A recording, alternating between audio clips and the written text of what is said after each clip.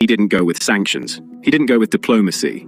With American troops on the ground in one of Africa's largest countries. The threat came after years of escalating violence against Christians that the Nigerian government has failed to stop.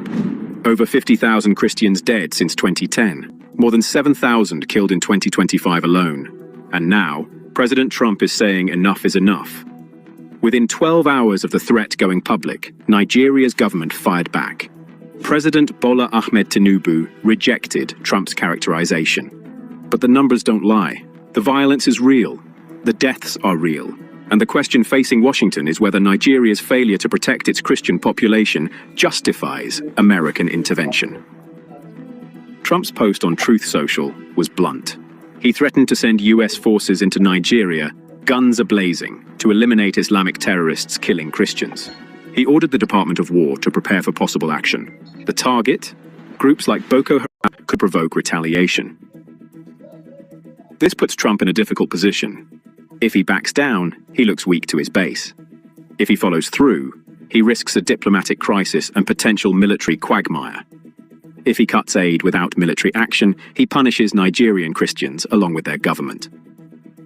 The practical question remains, how exactly would US forces eliminate Boko Haram and ISWAP? These groups operate across borders. Eliminating them from Nigeria just pushes them elsewhere. Counterinsurgency experts know this. It's called the whack-a-mole problem. Those root causes include poverty, corruption, lack of economic opportunity, and weak governance. Northern Nigeria has some of the highest poverty rates in the world. These conditions create recruitment pools for extremist groups. Military action doesn't fix that. Development and governance reform do, but those take time, and Christians are dying now. Trump's threat treats a multi-decade government, but it might also pressure Nigeria's government to finally take Christian protection seriously. Nigerian civil society leaders have been calling for international attention for years.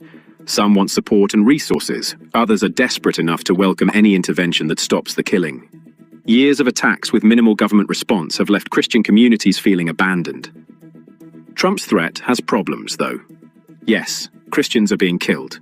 But framing this purely as Islamic terrorism versus Christians oversimplifies the conflict. Muslims are also victims of Boko Haram and ISWAP. These groups target anyone who doesn't submit to their extremist ideology.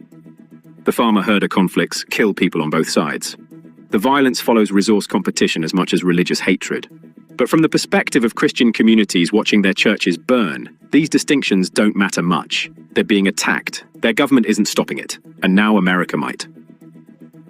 This matters because Trump's framing could make the situation